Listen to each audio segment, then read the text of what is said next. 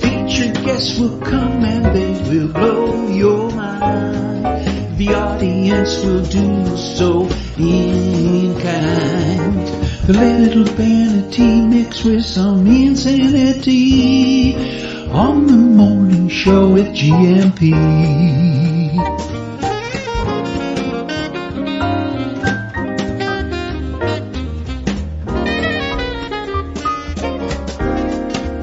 Hey, you gumpers.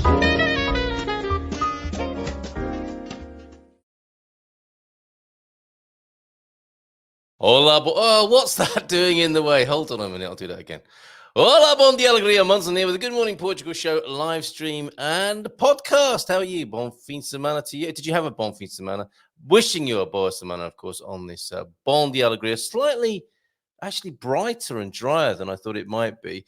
Woken up at around 2 this morning by a thunder and lightning, very, very frightening indeed, event that plunged the house into the house was already dark, but the street went into darkness. Thunder and lightning took our electricity out, but it was back on within seconds. Quite miraculous, and thanks to all concerned who take care of those things behind the scenes. Very grateful to you. Children slept through it, which is fantastic, but awoken at around 2:30, something like that, and thinking that we were in for days of rain. We still might be.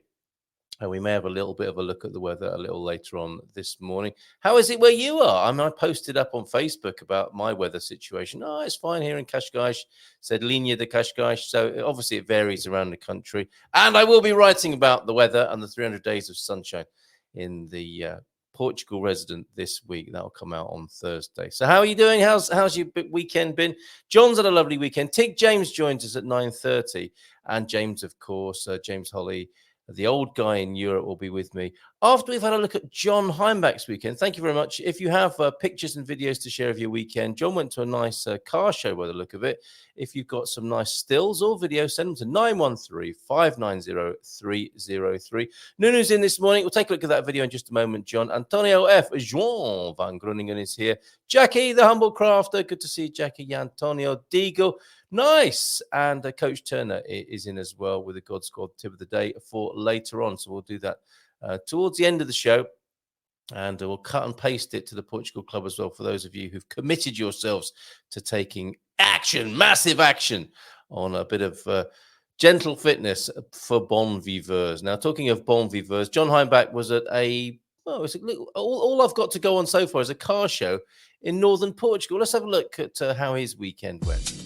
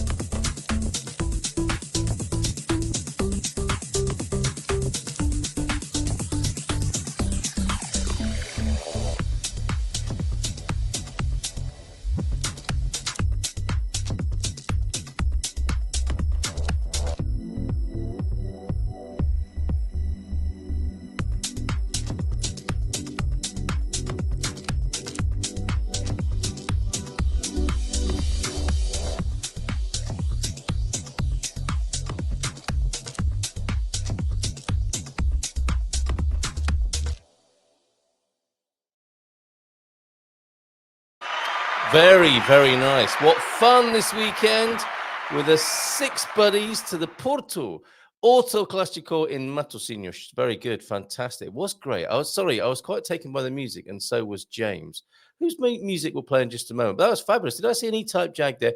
And was that a Messerschmitt that you were in there? Good morning to you, Lee. He's just popped in. Keep it up with the Not Sober October. You're doing a great job. You're an inspiration to us all, Lee.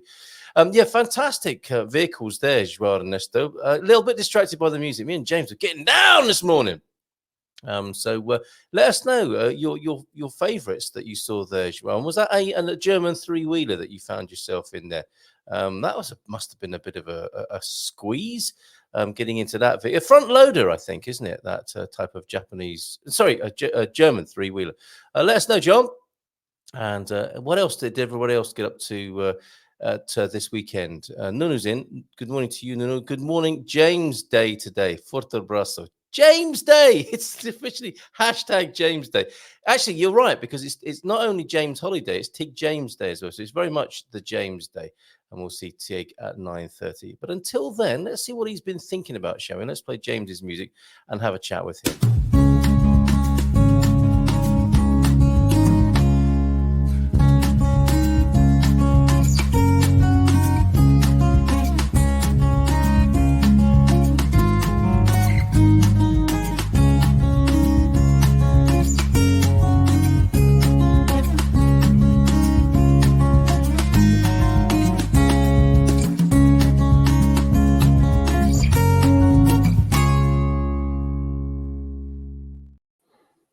Bom dia! Feliz James dia.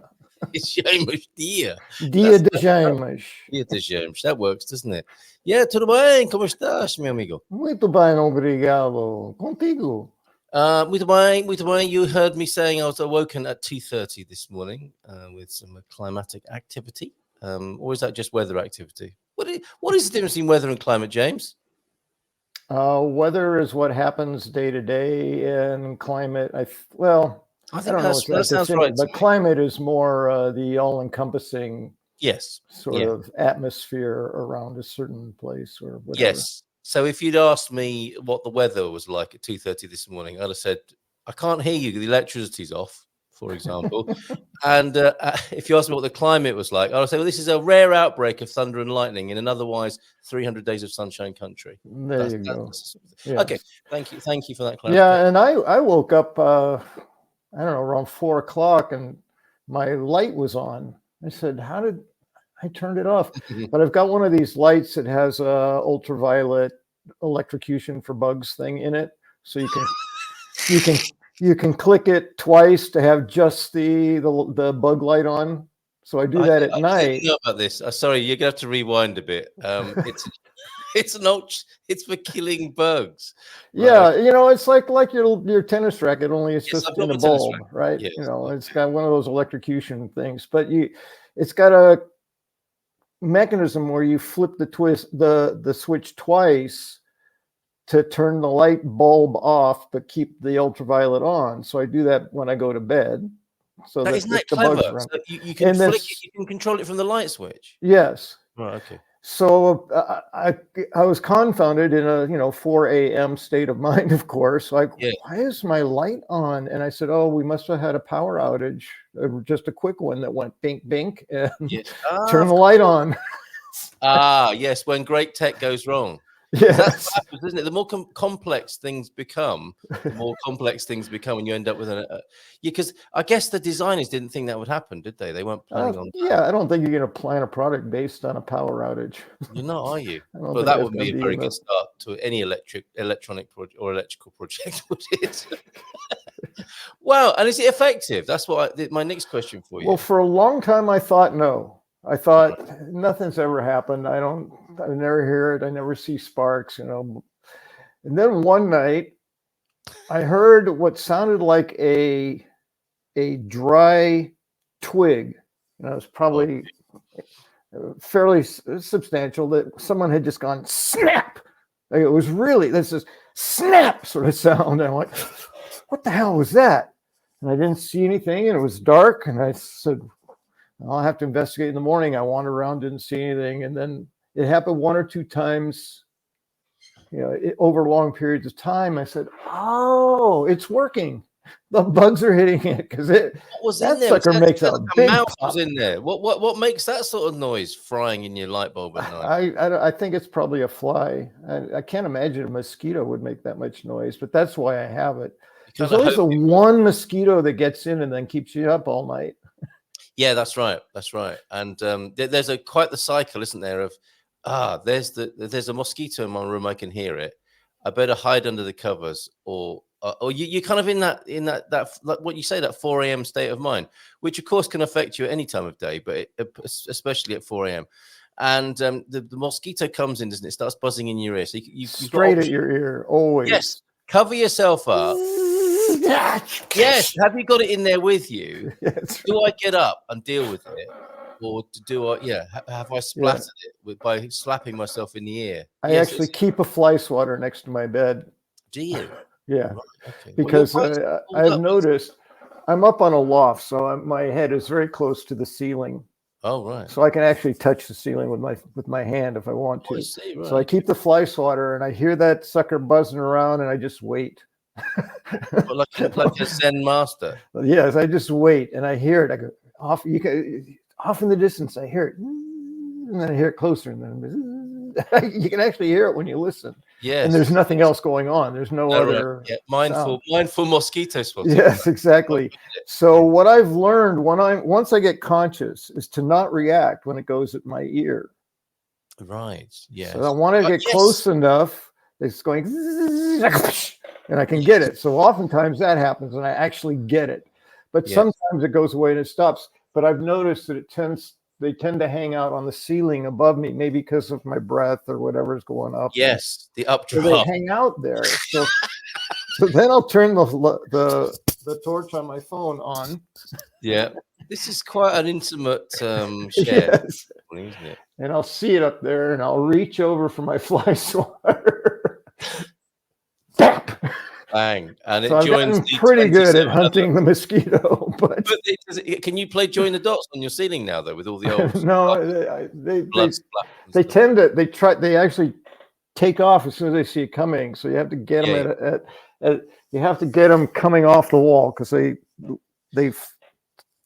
take off kind of straight away from the wall. So you go up into them, and so you don't tend to smush them against the wall. You should be writing a book or having a website. This is incredible information. Thank you very much. And also, would you agree with me that they have access to portals into other dimensions? Because sometimes I think so, yeah. Because inevitably, more times than not, I'll think I got that sucker, and then sure enough, 5 or 10 minutes later, it comes back. And I go, "Oh, how do they know?" I go, "Oh, it's the DNA." If something tries to attack them, they'll go away for a period of time, because the ones that did that survived. The ones that kept coming got killed. Yeah. So there's that DNA thing again. It's all over the place. We don't want to go the same way as old Gary, who just kept going. Actually, they're females, aren't they? They're not probably a Garvetta or something like that who just kept going, and they learn over time. Now, how can something as intelligent as that have remained in their place in the ecosystem? You'd think without technology, they could be running the world. Well, I chalk it up to not to intelligence, but just to DNA. It's just instinct. Right, okay. It's just survival. It's just what they're wired to do. Yeah, they are quite focused on. They don't think about it. They don't strategize. They just fly away. Say that. They come back. I'm sure the ones in my bedroom strategize. They have meetings before they take off. Well, I heard a comedian say once that he had a joke about the first fly of the season. And it's always a big, fat, hairy one that keeps flying into the window and then going across the room and flying into the window. Yes. And we can all relate to that one. It's like, zip, bing, bing, bing, Hairy bing, bing, bing. Yes. We've all seen that one. Happy times for us all. And he says, but the mosquito is trying to get you to beat yourself up. Yes. Smack. With your own smack. It's like just hit yourself in the head and the face. Well, thank goodness then that you've got your trap and at least two options there. That sound is the complete disintegrating explosion of a little fly or mosquito by the electrical trap. Mm-hmm. And actually, I'm thinking to myself, I feel a bit sorry for these creatures now, James. And obviously, we didn't expect to be talking about this morning, but they're not for the mosquito. This fly maybe. But these guys are in Eriksheide. And they're looking for somewhere to land for the evening, and they see a nice light, don't they? They see an ultraviolet light. They think, "Oh, look, a bar." I mean, that's the equivalent, isn't it, for us? It's like probably a bar with a neon sign that just says beer on it. It's like, "Hey, Steve, look, it looks like a great place over there. I can see UV. Let's go." Not for that. No, really, just the one. Man. It's getting cold. It's getting late. Come on, don't be like that. And then they come into your house only to be lured to an explosive death. Anyway, It's quick. I shall leave that with you and your conscience. And say good morning to Lord and Lady. I don't profess to be vegan, so. How's it going in that kitchen of yours? Saw a little bit of video, and I was wondering if it should or should not be a health and safety video. Those guys are really going at it, clearing out your kitchen. Quite the before and after, and I hope you'll keep us up to date with what's going on over there in Travancore, of course. Between 1955 and 1962, James, the Bayerische Motorenwerke built the microcar front loader known as the BMW Isetta under license. That's what John was getting into. He's a big fella, and I think he enjoyed himself, certainly at the show, and maybe getting into the BMW there. That's why he took 6 mates to help pull him out of that thing after he shot himself inside it. What's it like in that little? It must feel very precarious, pulling up alongside an SUV or something. Well, you mentioned Messerschmitt. Yes, who I think designed it, and my guess is they just took a cockpit and made a car out of it. Sounds like a good plan, doesn't it? It's like, what are we going to do with all these cockpits? Right. Yes, very good.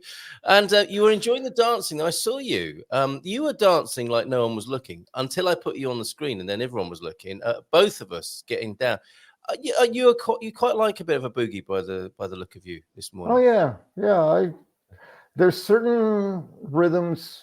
Latin rhythms just always take me. It's like I lose my mind. I'm just all in my body at that point.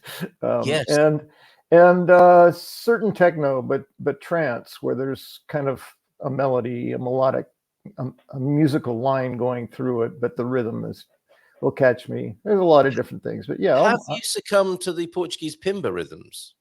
I couldn't tell you what a pimba rhythm was by its name. Maybe I've heard it. And what about the sound you hear from a lot of passing cars in Portugal? Oh, okay. Like that one? Yeah, that's a familiar, and it's not just a rhythm for me. When it comes to techno, I'm not a big bass and rhythm or bass and drum kind of guy. Right. Hard house is not my thing. Okay.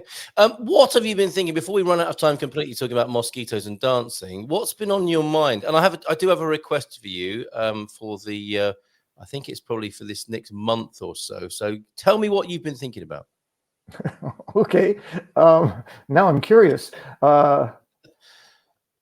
It's funny. I've been so much of what I think about, obviously, is my own experience, what I'm going through. And my latest challenges has been trying to coordinate a series of medical appointments that needed to be in a specific order within a certain period of time. Mm. And I've been using Serenity to help me, which is great. But there have been challenges that haven't made a lot of sense to me. And then I got to thinking about some of Barack's experiences trying to get things done in Portugal, and other people talking about the bureaucracy and all this other stuff. And it's like, it got me thinking about culture, because the explanation that I have come up with for people who go through similar struggles now is understanding the culture. And that got me thinking about culture. What is culture? And it's so much more when you think about it, so much more than just the music and the food and the art and, the beautiful scenery, the kinds of things. That's sort of tourism culture, right?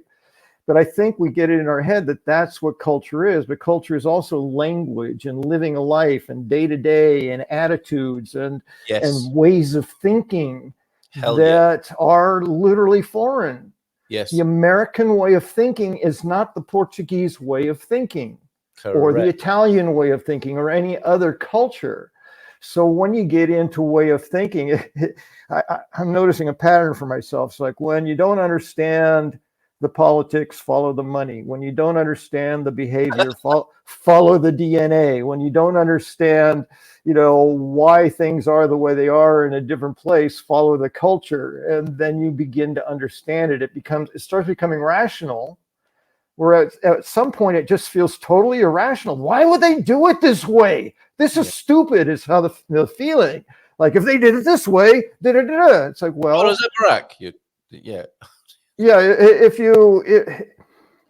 you're from a culture of doing things fast and supposedly efficiently, and boom, boom, boom, boom, boom, boom, boom, boom, get it done. So you can move on to the next thing that needs to be done, so you can make more money. You know, that's what, at least a part of how I would define American culture, is built around that kind of way of thinking and organizing and behaving as a culture. Portugal clearly is not that. So why do they do it that way? It's not going to make sense from an American or probably any other foreign mindset. The Hawaiians might understand Portuguese culture quite well, because they're very laid back. Do it on your own time. If the surf is good, you go surfing. You know, that you don't go to work, you go to surf, that kind of thing. So I think the cultures might be a better match there. But anyway, the thinking about it got me to think about something I said a long time ago on one of our webinars. Someone was complaining, you know, why don't they do it that way? Or, you know, it just doesn't make sense. The same kind of thinking. It was an American who had that, who was complaining like that. And I had a fairly... What? No.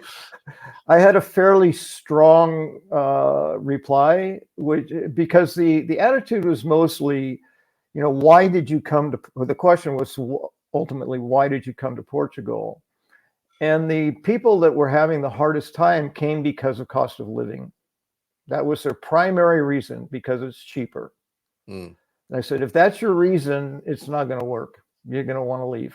If that's your only reason, that's your most important reason, it's not going to work for you, because there's so many things that are different, that are, I don't want to say better, but reasons that you would stay, not reasons that you would leave.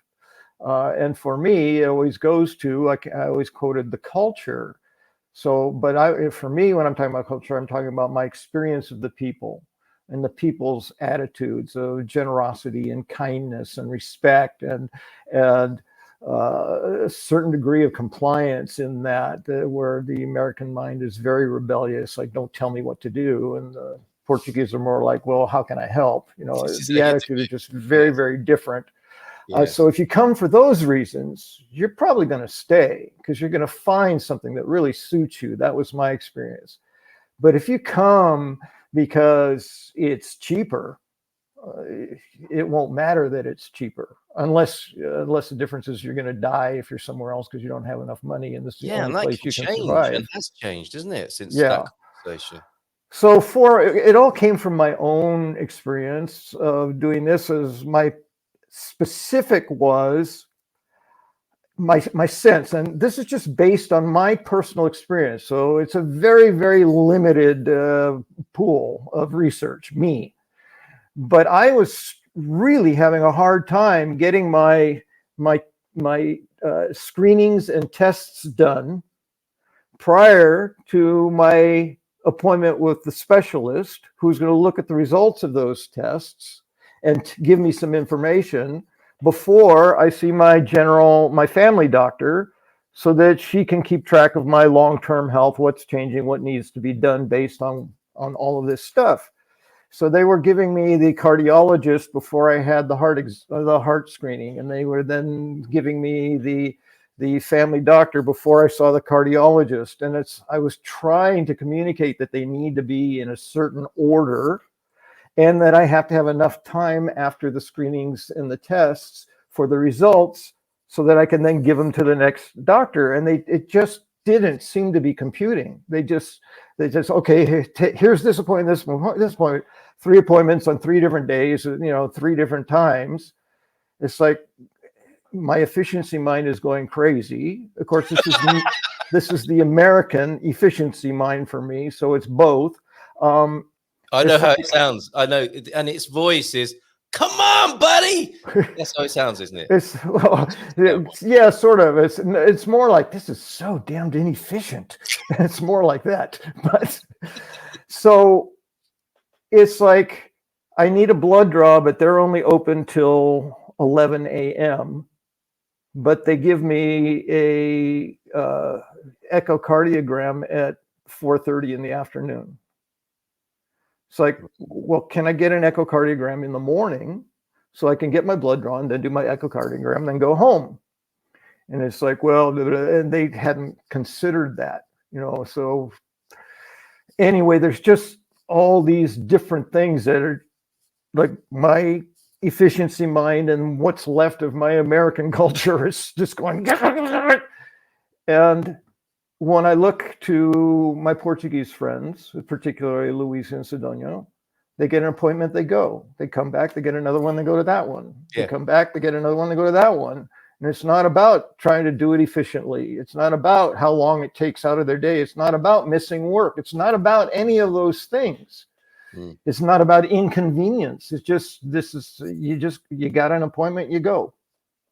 So I even in my processing, I said, okay, well, because I had a Holter exam, which is basically a 24-hour EKG thing.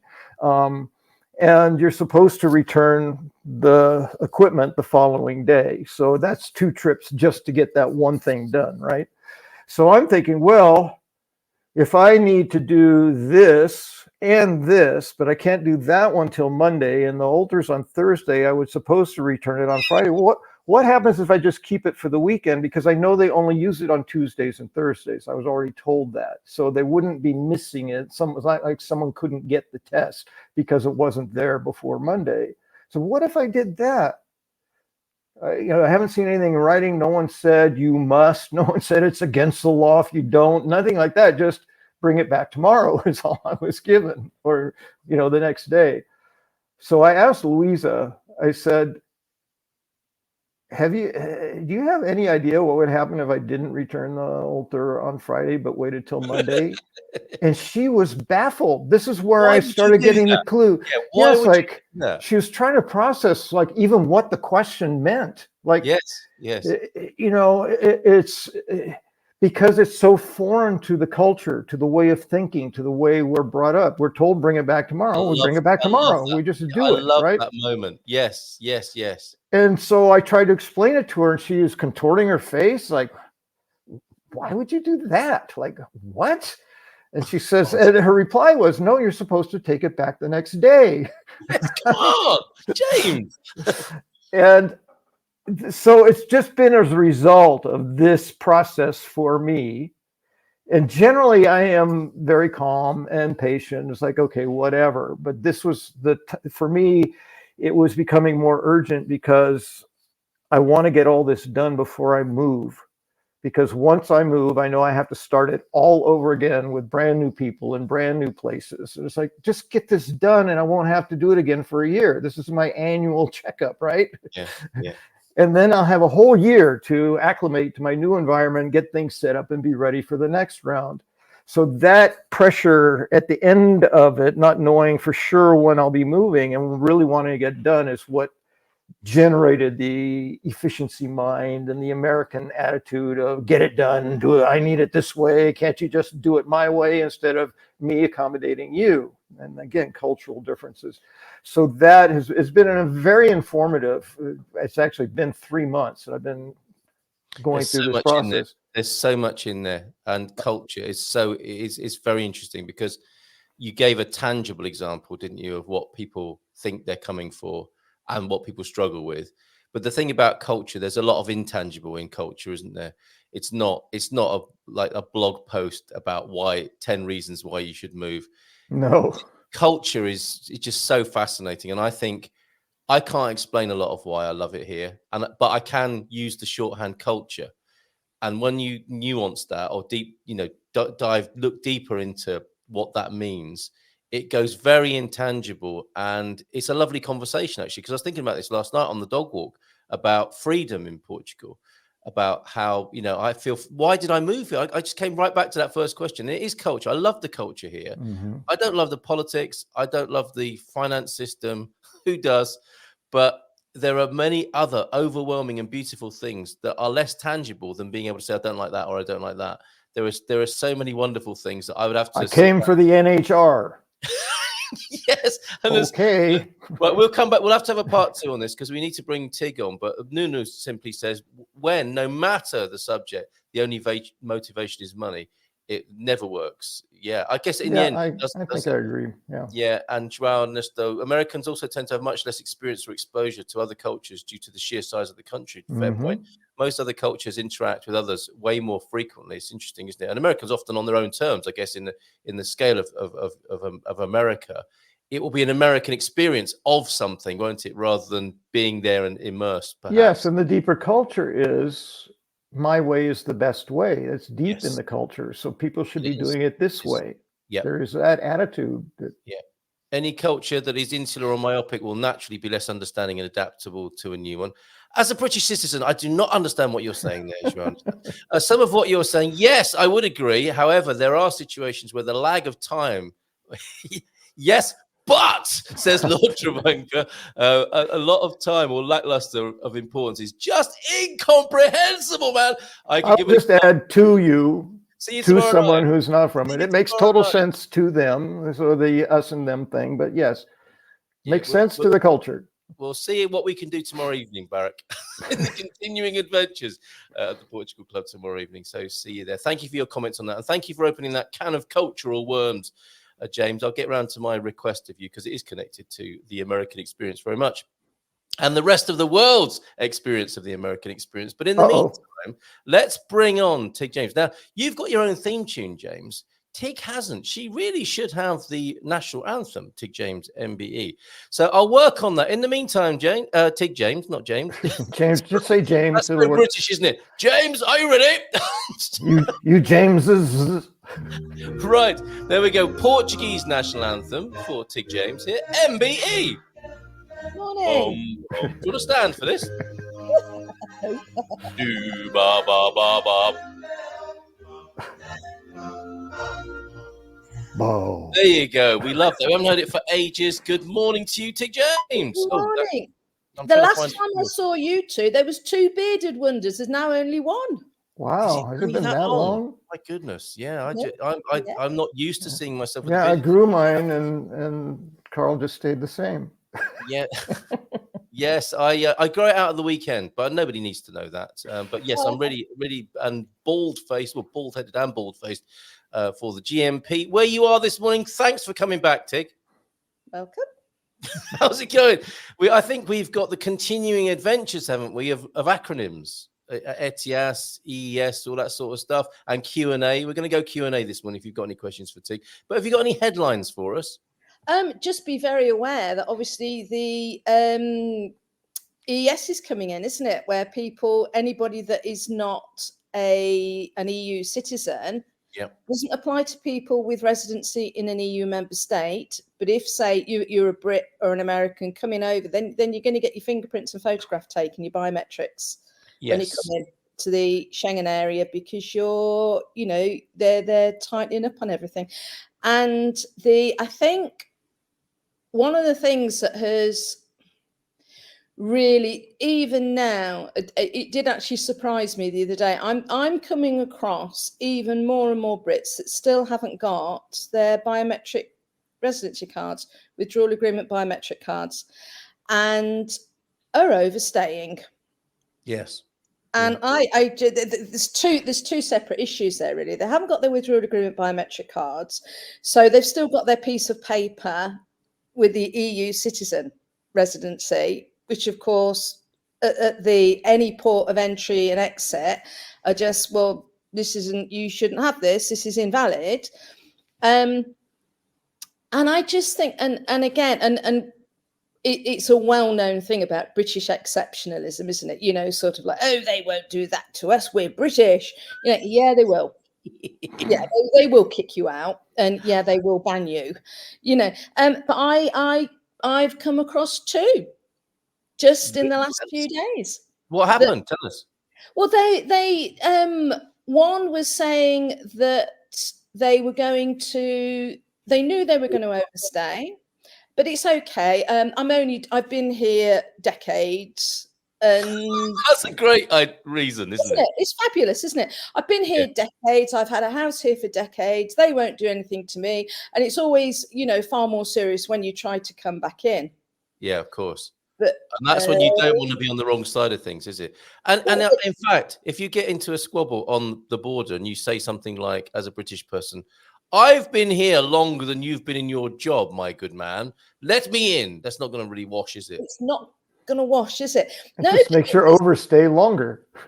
this person, one of the people was that, you know, oh well, it's because of family issues that they decided they were going to stay a month over, and it was something like 24 days, I think it was, and I was like, mm-hmm. And I said, you do know you'll be an illegal immigrant? Oh well, I've had this house for certain.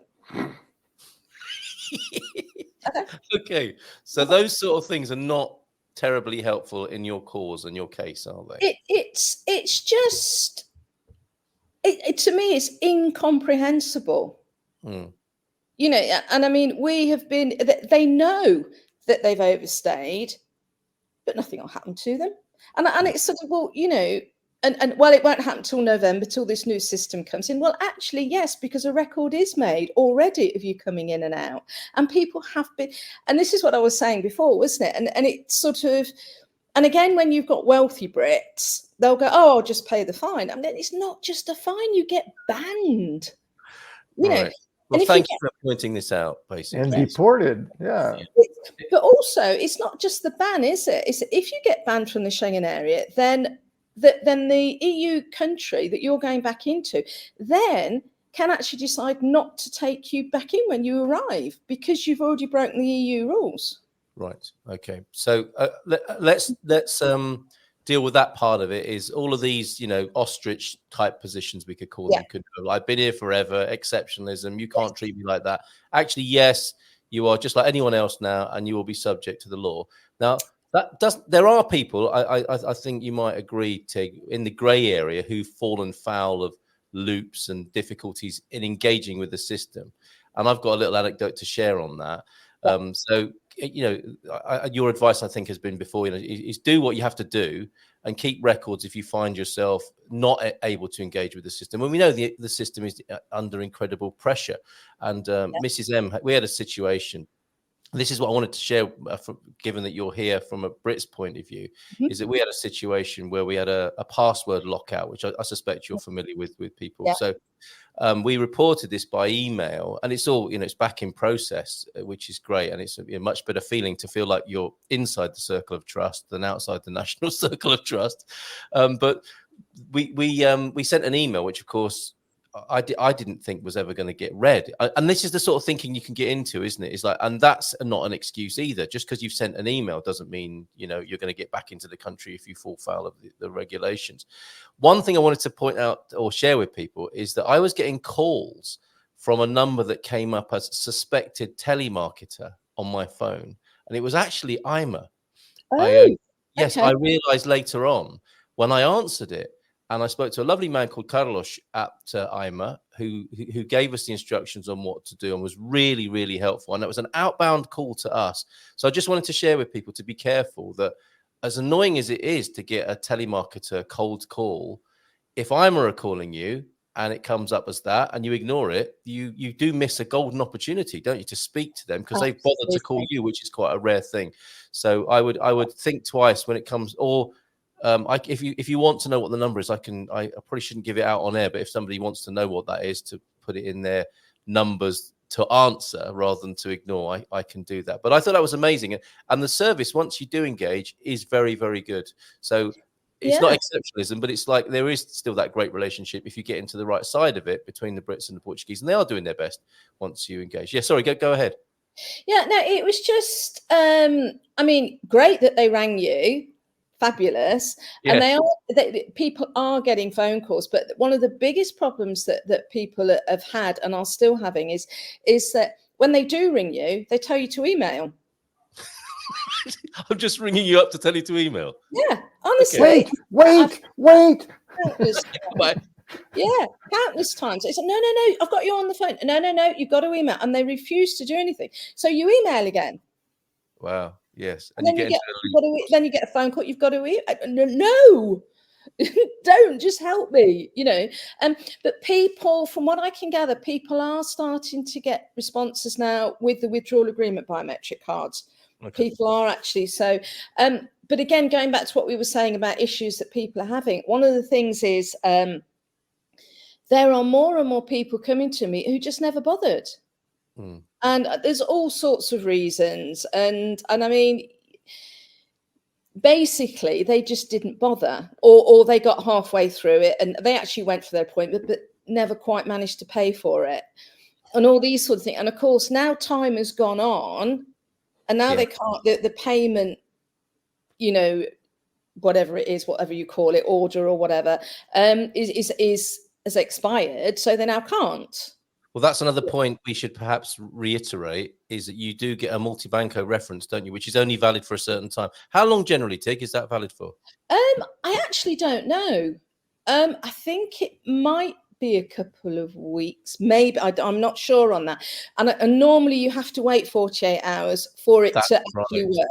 Yeah, that's the thing, is that it's a sweet spot, isn't it, between you, because some, you know, you have the best of intentions, don't you? You want to pay it, and then you realize I can't pay it yet because it's not active, and then it goes off your mind, and then 2 weeks later it's too late. So yeah, reprioritize that. It's too important to, and I mean, people now, I mean, I've got people that, you know, couldn't pay 18 months ago, nearly 2 years ago, and are saying, oh, I never bothered, can you help me? I'm having a real problem getting my card now. So there's a whole lot. You don't say. Really? You think? I'm so surprised. I mean, there's a lot of human nature in this, and that's what you're dealing with by the sound of it, isn't it? Is people sticking their head in the sand and not dealing with things. I think, again, though, the bit I find difficult to understand is this is too important. This is your document to say you can live here. Yeah. And I'm not making excuses for people, but, you know, based on, I have lived here for 300 years and I've got a house here. People do equate that, don't they, with residency, and it's just not the same thing. It was one of the huge myths that I actually had to really, really dispel right at the beginning of this, years ago. People said, well, I've got a house here, it won't affect me. What your property ownership is in a country is absolutely nothing whatsoever to do with whether you get residency or not. It's about your nationality. And, you know, being British, you're no longer an EU citizen. And au contraire, right? Because can you imagine being locked out of a country where you've got a property? It would go from bad to worse, wouldn't it? That's what's happened. And this is what I'm trying to say to people.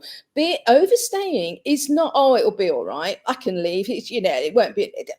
No, because if you've got I mean, I know people, the person I was talking to a few days ago about this has got everything here, spends 3 months here, 3 months in the UK. House, car, the works here.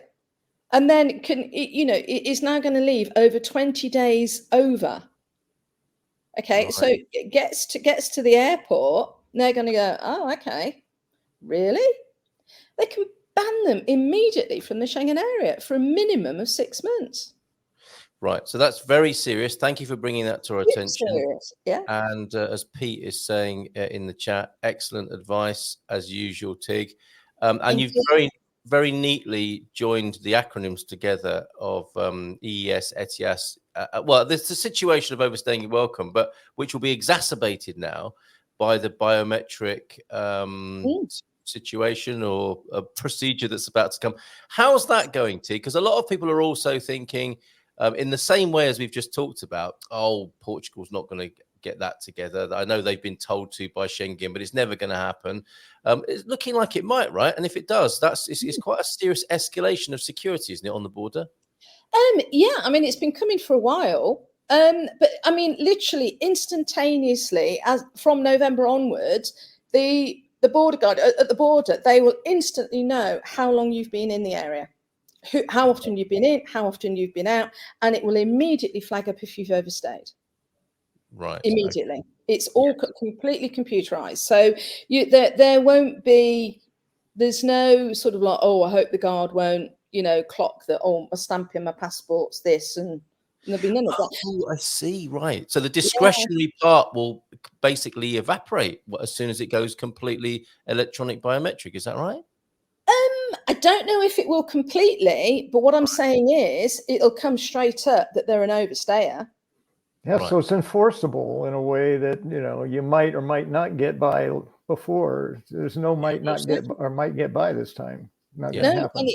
And what this person was saying to me, oh, well, if I get a good guard, and I'm going, whoa, look, And I mean, it is computerized now. Mm.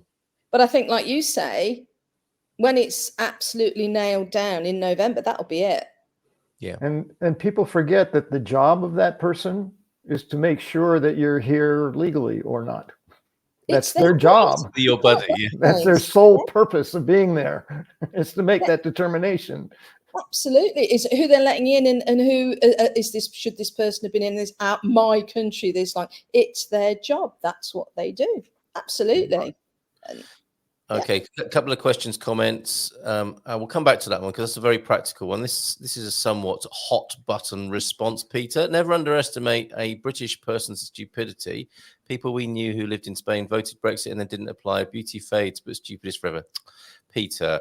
Bon dia, raining cats and dogs over there. Oh, yes, in central Portugal. A lot of lightning, lights went out, and Diane has done all the fuses, but drying. What does that mean? Pete stayed in bed by the sound of it and sent Diane to deal with everything, is what that sounds like to me. Hope you're okay, Diane. And did you have to replace Pete's nails from the fuse board or something like that? There's a lot of places you can go in Europe if you get banned from the... There's not a whole lot of places. Yeah, that's so true, isn't it? You can still go to Switzerland, but they've probably got some data on you as well, haven't they? To say that you couldn't get into Schengen. They're probably sharing, even though they've got this special relationship, haven't they? Spot on. Yes, you're lying in bed. Sent Diane out to deal with the weather there. Very good. And a question here, a concern, I think, for Jackie. I'm coming over for a couple of weeks after Christmas. Do I need one of those biocard things? So this is also the sort of thing that's going to happen, isn't it? It's like people thinking they need that to come into Portugal. Now, could you explain, Tig, please? No, the withdrawal agreement biometric cards or residency cards are for only people that actually live in Portugal, British nationals or any third country national, not an EU citizen that lives in an EU member state. You don't need that. No, because you're not a resident. You're a resident in the UK. So no. You're coming as a tourist, and you may be measured soon biometrically, but you have 90 days to be, well, not just here, it was 90 days in the Schengen area, isn't it, Tig? Yes, throughout the whole Schengen area, yeah. In out of the retrospective 180.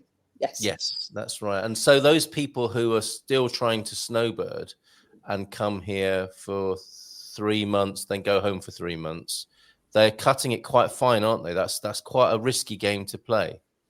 It certainly is, because somebody said to me not very long ago at all that basically their train was cancelled, their Eurostar. Oh, so it meant they were stuck this side. They were stuck this side and overstayed by a day.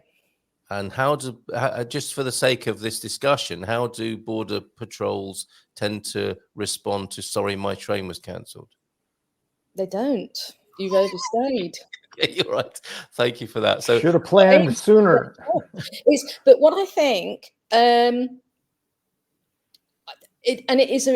seriously, if people are travelling through and they want to be in the Schengen area for it's not each country for 90 days, it's the whole of the Schengen area. If people are going to do that, I know we've discussed this before, if you get a car and you're driving through, and say you come from France and you're driving through to Portugal, you're already in the Schengen area when you hit France. Yeah, that is day one. Yes, day one, when you get off that train and your car drives its first tire on, that is day one. Yes. Okay, so you're 2 days traveling through. That's 2 days, not when you actually get to your destination. Yeah. And please, people are being caught out by this. Trains are breaking down, cars are breaking down, they have an accident, somebody's ill. Yeah. They're driving back and they've left a day's leeway. And you don't really want that worry, do you? I mean, no. I guess some people live on it, but yeah, that's a worry you probably don't want. Yeah. And you might start to sweat a bit as you go through customs or passport control. And I guess they're looking out for people sweating there, aren't they? Yeah, they did. I mean, they're changing body language. They're changing body language. It was so funny because I used to get stopped, regularly. Every time I got on a plane I even got stopped going out at Birmingham Airport. Did you? Going out. Yeah. You can't leave. You can't leave, Tig. Oh, it was. I used to get stopped all the time, and I think it was because I'd got student on my passport. I don't know. And as soon as I changed my passport, completely stopped. But every time I flew, I got stopped. Every single. And it's like I say, when I went to when I was flying out of Birmingham one day, and I was flying to Paris, and I got a stack of presents with me from my French friends, and we've all grown up together, so I know what they like and whatever. Do you remember Tip Tops? No. What are they? What, ice lollies? That's it. The ice. I remember Tip Tops. Yeah. James won't know what they are. They're just like ice sticks in plastic. Yes. And then what you do, you just, when you get them from the shop, you then just stick them in the freezer and they freeze. And you just give them the kids, didn't you? And well, yeah, and we would celebrate our one day of summer with some of those Tip Tops. Absolutely. Yeah. Americans have those. They just don't call them Tip Tops. Okay. I don't know what they call them, but they've got the same thing. Yeah. Mm-hmm. Yeah. So anyway, we went. So I'm there, and I literally go to passport, and I get pulled over, and they've got my cases. So, trying to fly out, and I'm like, what on earth is... Anyway, here we go again. So they enter a case, and I had got 2 boxes of Tip Tops for my friend's brother, because he loved them, absolutely loved them, obviously unfrozen. And I can't remember how many were in a box. Was there 24 in a box? And he said, and the trouble is, you feel like you're being really sarcastic, but you're not, because he said, well, what's in this? And it's got Tip Tops on it, big letters. And I went, Tip Tops. Funnily enough, don't get smart with me, young lady. Absolutely. And I said, on it, Tip Tops. And he went, Opened the top and did that. And all 24 Tip Tops went all over the place. I mean, totally unnecessary, of course. Anyway, great TV, though. Gets to the second box. He said, and what's in here? And I thought, ooh. This is a trick question. Went, Tip Tops. And he went, right, did the same. Really? So you've got 48 Tip Tops all over the place. Like a game of fiddlesticks. But anyway, I mean, because you can't say anything, can you? Because you're only going to... They do the jokes, yeah. So anyway, and he went through everything, every present in that case, everything was ripped open and packaging. I'm glad those days are behind you. Goodness gracious, can you imagine trying to carry 48 Tip Tops through in hand luggage these days? It's not it's liquid, isn't it? Well, too much liquid, yep. It's going to happen, is it? The lethal Tip Top lady. She is again. Take it down. Right. But I tell you what I did. It was what you were saying about we were talking about body language. I actually changed my body language to see if it would help, and it did. So I used to slump over, your cart where you stick your cases on. I used to slump over it as if and yawn, and I used to get through then. Very good. Very good. It's funny, isn't it? The little dramas people are going through in their heads when it comes to a police check or a passport control or something like that. They've seen them all before, haven't they? There's the slumping, yawning one. There's the sprightly student. There's Tip Top lady. Yes, yeah, absolutely. Because of your sterling work here, I can tell you that you've been promoted as well this morning. You're now Lady. Oh, yes. Oh, thank you. Lady Tig of the GMP. So that's a big relief for Jackie. So thanks for answering that. We're into our last 5 minutes. I wonder if you'll stay, both of you, and look at a God's God tip of the day. Talking of body language, this is how we talk and treat our bodies. Just a quick weather check and a situation check with you, though, Tig, before we do that. How's your weather in the Algarve? It's raining, it's overcast, it's cloudy and really humid. But apart from that, right, okay. And how are you getting on in your new gaff there as well? Just checking. You look very comfortable there, I've got to say. Oh, I love it. Excellent. Best thing I did. Yeah. Good to hear that. All right. And the renovation's going nicely, all sorted? All done. All done. And we were talking about that actually the other day, because from the day that I bought it to the day the renovation finished and I moved in was 5.5 months. Well, that goes against all trends and beliefs, does it not?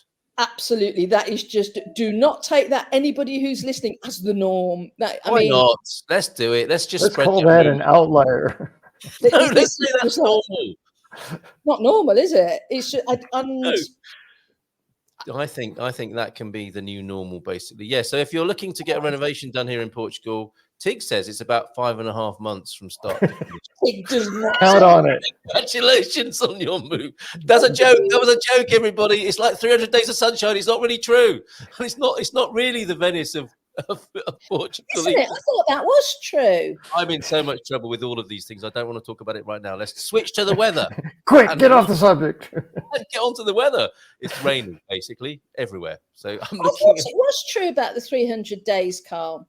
well, apparently, and I'm going to write about it this week. It's been 250 this year. Really? Yes, it's been an extraordinarily terrible weather year. It's not one I've good. been waiting for all this time. And it's I think Dougie Hughes said to me, it's actually 250 it's been. And of course, we were talking about weather and climate. Climate expectations are for 300 days of sunshine a year. And I've launched a research project. It's not going terribly well. It's about 3 days of sunshine, 3 days of rain so far. But I shouldn't have started it in October. James, you're not helping. Flawed research, but Yes, my research project involves an anorak, sadly. It involves Carl looking out his window occasionally. You're How not often you joking. got wet? Yeah. It's not funny. That's the truth. Parabéns todos, Coach Turner. You've made it. Well done, everybody. You've made it to another week. And we're trundling towards the end of civilization. No, sorry, end of year festivity. As we know it. As we're chased by a pack of wild dogs. Better make sure we enjoy every day. What does he know that we don't? God's squad tip of the day then. A rant. Oh dear. Ending on a rant this morning. According to the BMI, the body mass index. Tig's already said to this. I was coaching a young rugby player on Saturday. He's my height, which is about 7'2", and 20 kilos heavier, so would be classed as obese. Yeah, BMI. It's an airline, isn't it? It shouldn't be a serious scientific. BSI. A friend of ours, BSI, right? A friend of ours is a high-level triathlete, and she was told by her doctor that she was overweight. Can you imagine? Imagine there's a doctor there, GP, smoking and drinking, saying, "You know what your problem is, you triathlete? You're obese." This just demonstrates how unreliable the BSI is. We've renamed it. Thanks, James. Particularly BMI is though. It's from old facts and stats, decades years old, and it's just not correct. It belongs with the food pyramid, doesn't it? That tells you to eat 300. Apparently, it doesn't distinguish between muscle weight and fat weight. So that's my excuse, James. Exactly. Particularly for people who do muscle building exercise. It is, of course, only a crude indicator. Who doesn't like a crude indicator first thing in the morning? But medical professionals should take into account other factors, though often don't. What? Mm-hmm. The danger is that we might take their advice on board and start to lose muscle mass, which generally is not good for us as we age. I've noticed this every time I sit down now.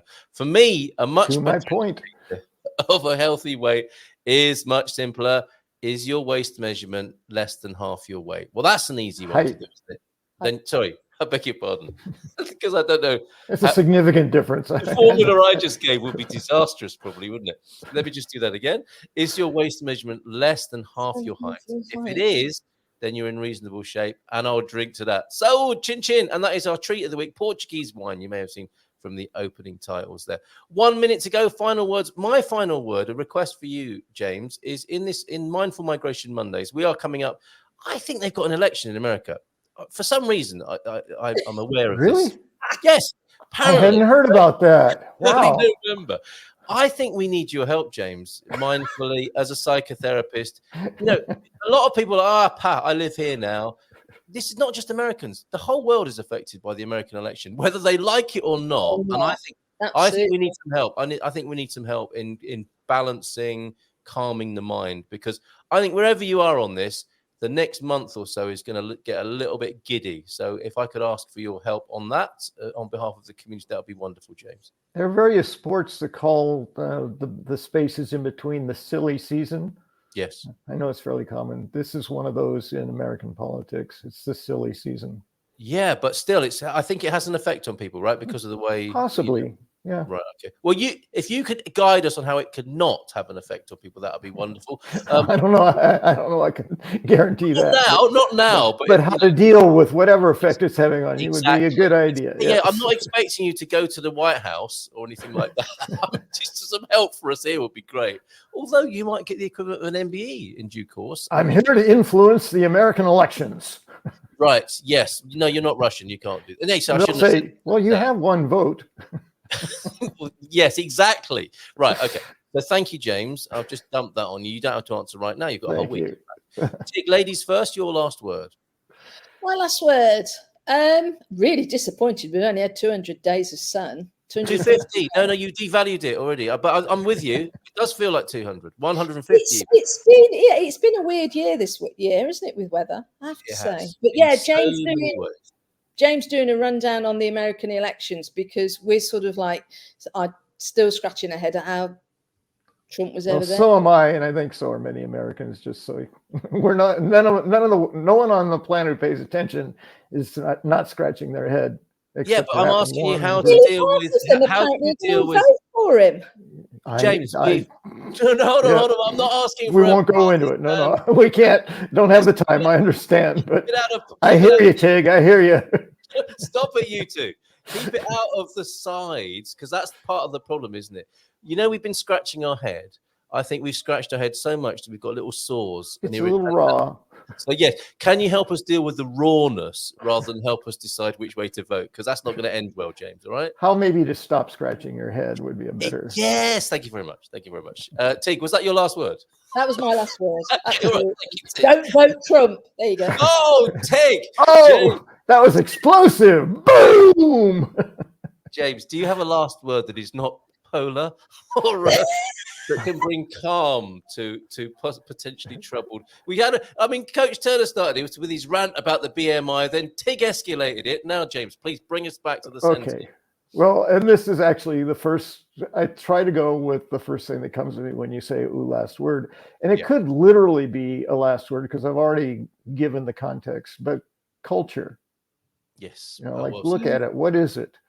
Yes. Try to understand it from that point of view as opposed to this point of view, and it will begin to make more sense to you. Yeah. Thank you very much indeed. Right. Okay. Thank you both very much indeed. See you again next month, Tig. Thank you for your excellent information and support of people, and keep up the good work despite people coming to you with some quite strange requests at this particular time in the trajectory of being a Brit in Portugal. Okay, and lots of love to you in your new home as well. Continue to enjoy that lovely situation that you've created for yourself there. And you, James, as well. Tonight it's the Wine Club at 8 o'clock. We have a new theme, an intro sequence for that as well, which I'll play for you now. It's rosés tonight. His and hers rosés we'll be trying tonight. Join us for that if you like your Portuguese wine. Take care and bye for now. Ciao, ciao. Give yourself a nice round of applause. Ciao.